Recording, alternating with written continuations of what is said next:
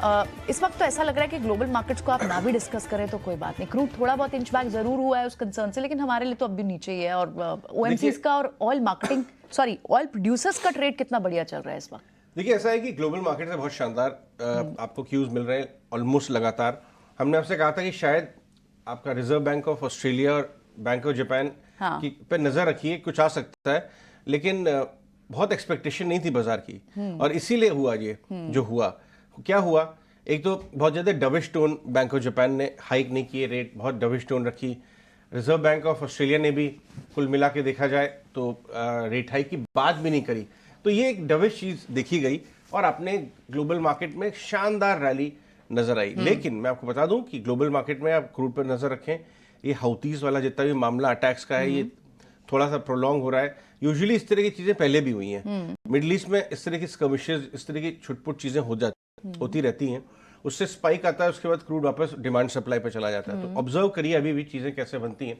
लेकिन जब तक यूएस यील्ड 4% से नीचे, डॉलर इंडेक्स 102 के करीब बनी रहेगी, इमर्जिंग मार्केट्स के लिए अच्छा है। और ये मत भूलिए आपकी यूएस में एक बहुत बढ़िया चौतरफा रैली देखने को मिली थी। 100 पॉइंट नैस्डैक, 250 पॉइंट डाउ, सारे मार्केट्स। और मैं आपको बार बार बता रहा हूँ, आपको ताज्जुब होगा ये जान के कि जो रसल है 2000 जो कि स्मॉल कैप इंडेक्स है यूएस की, वो इस महीने में 11% चल चुकी है।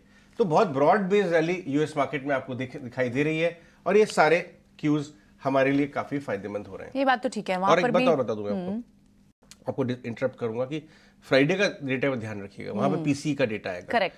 तो उसके ऊपर बाजार की कमेंट्री रहेगी, बट कुल मिला के उम्मीदें ये है कि सॉफ्ट ही आएगा। हाँ ठीक है, इन्फ्लेशन अगर कम होता है तो ऑफ कोर्स उम्मीदें और बढ़ जाएंगी फेड के रेट हाइक कट की। ठीक है, तो ये तो बात हुई ग्लोबल मार्केट्स के संकेतों की। अब बात कर लेते हैं इंडियन मार्केट्स की। कल हमने देखा सेंटिमेंट सुधरा, एक बार के लिए लग रहा था शायद कुछ समय हम बिता सकते हैं 21,400 21,500 पर अगर रेजिस्टेंस है तो क्या वहां पर थोड़ा समय बाजार बिता सकता है। और बहुत ही छोटे दायरे में 2-3 दिन से हम ट्रेड देख भी रहे थे इंडेक्स को, लेकिन कल जो लास्ट आवर में एक रिबाउंड सा दिखा है, बैंक्स रिकवर हो गए और इनफैक्ट हेवी वेट्स चल रहे थे, कंजम्पशन स्टॉक्स में अच्छी चर्निंग दिख रही है। तो अभी आज कैसा आप मूड माहौल दिख रहा है, और अब एक बड़ा गैप हमें आज दिख भी रहा है गिफ्ट निफ्टी। जी हाँ, 85 पॉइंट का आपको शानदार गैप आज मिलेगा सुबह सुबह। लेकिन मैं आपको बता दूं कि 2.5 दिन की ये कंसोलिडेशन स्लैश कमजोरी आई। ये बात सच है कि हम 21,500 पे काफी हद तक रेजिस्टेंस देख रहे थे, और कुछ हद तक बुल्स जो हैं वो हताश भी हो गए थे, स्क्वायर करने लगे पोजीशंस, और नीचे निफ्टी ऑलमोस्ट 21,300 तक चला गया था। लेकिन उस जोन से कल जो शानदार रैली आई है, मजा आ गया। ऑलमोस्ट लग रहा था कल 15-20 मिनट में कि वन साइडेड ट्रेंडिंग डे नीचे की तरफ हो जाएगा और हम 300 को गैप खोल के नीचे की तरफ जा रहे हैं 200 की तरफ, बट हुआ नहीं। एग्जैक्टली करीब 21,300 के जोन के आसपास से 170 पॉइंट की आपको शानदार निफ्टी में रिकवरी आई और डेज हाई करीब बंद हुआ। इवन बैंक निफ्टी में करीब 400 पॉइंट की इंटरडे रिकवरी दिखाई दी। बहुत अच्छा रिकवर, बहुत बढ़िया रिकवरी थी। और आप देखिए बैंक निफ्टी को लेके आइए, नीचे से पूरा रिकवर करता चला गया। प्राइवेट बैंक चल रहे थे, करेक्ट, एसबीआई चल रहा था, बीओबी चल रहा था, एचडीएफसी बैंक, ढेर सारे छोटे छोटे बैंक भी चल रहे थे। तो ब्रॉड बेस्ड बैंकों में रिकवरी आई, जो कि बाजार के लिए बहुत अच्छा है। आज हम 21,600 को एक झटके के साथ पार कर लेंगे। लेकिन अपने ट्रेडर फ्रेंड्स को मैं बता दूं, अगर आपने कल की डिप बाय की, थोड़ा सा मुनाफा लेते चलिए, उसके बाद आप वेट करिए। 85 पॉइंट ऊपर खुलने के बाद आप फ्रेश लॉन्ग मत खोलिए, शायद वो ठीक नहीं है। और मैं बता दूं, कल का जो एक्शन दिखाई दिया आपको, ये कैश बाइंग में गायब थे हमारे फिरंगी दोस्त। वो कैश बाइंग में कुछ भी खास नहीं हुआ 2-3 दिन से, या तो फ्लैट है या माइल्ड नेगेटिव एफआई बाइंग हो रही है। तो भी मार्केट क्यों रिकवर किया? क्योंकि लोग बहुत बड़े बड़े शॉर्ट्स होल्ड नहीं करना चाहते हैं, छोटे छोटे शॉर्ट्स कर रहे हैं। रेजिंग बुल रन में बड़े शॉर्ट्स आप कर भी नहीं सकते, उचित भी नहीं है। आप छोटे छोटे शॉर्ट्स करिए या फिर अनवाइंडिंग हुई। तो जैसे ही अनवाइंडिंग होती है, बाजार नीचे आता है, एफएनओ में रिकवरी। तो कल के जो अगर आप डेटा देखेंगे तो कैश गायब है, लेकिन फ्यूचर्स एंड ऑप्शन में, इंडेक्स फ्यूचर्स में खरीदारी है, ऑप्शंस में खरीदारी है। तो ये कल आपको बाजार का एक्शन इस समय नजर आया।